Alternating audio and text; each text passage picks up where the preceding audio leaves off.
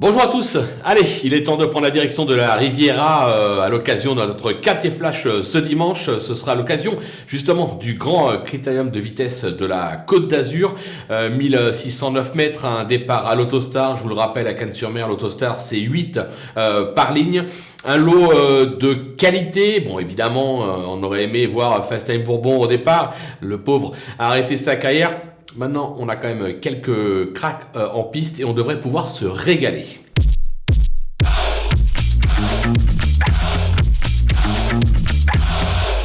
On attaque avec nos bases et logiquement favori le 8, Vivid Wizas. Il est invaincu sur ce parcours en 5 tentatives, donc 2 victoires dans cette épreuve en 2020 et 2021. Quatrième de l'Amérique, vainqueur du dernier Prix de France. C'est tout simplement le cheval à battre, même si il a hérité du 8 derrière la voiture, ce qui va un tout petit peu compliquer la donne.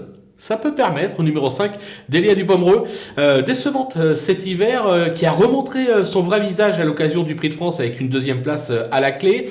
Elle s'est classée 4e de ce groupe 1 en 2020, 2e de Vivid Wizas l'an dernier. Elle s'annonce redoutable. Si elle fait sa valeur, elle peut espérer prendre sa revanche. Le numéro 4, Billy de Montfort, jamais plus loin que 5e en 4 tentatives sur cette épreuve.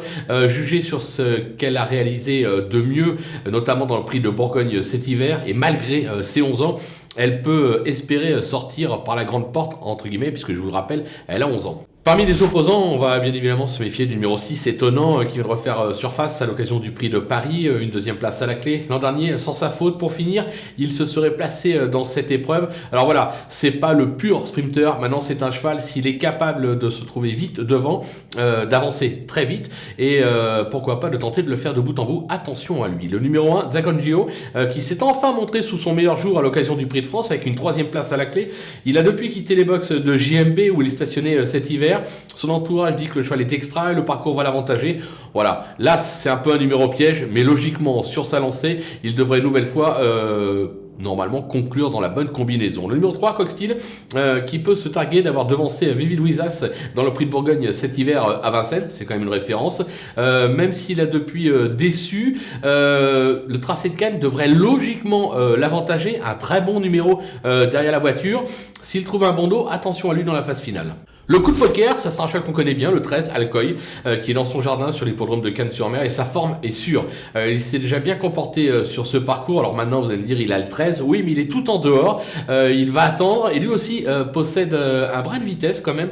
Je me dis que voilà, les frères Martel sont peut-être une petite idée derrière la tête, et qu'il ne faudrait pas l'oublier au moment des choix, celui-là. Les outsiders, avec le 2, Bayakeno, elle s'est classée 3e de cette épreuve en 2019 et l'an dernier, excepté sous la selle, 4e du Cornilier cette année. Elle a plutôt déçu, notamment à l'attelé ces derniers temps. Elle a eu quelques petits pépins de santé, tout est rentré dans l'ordre. Elle aussi tire une de ses dernières cartouches en France. Son entourage dit qu'elle est extra le matin au travail. On sait qu'en valeur intrinsèque, elle a tout à fait le droit de conclure sur le podium de cette épreuve.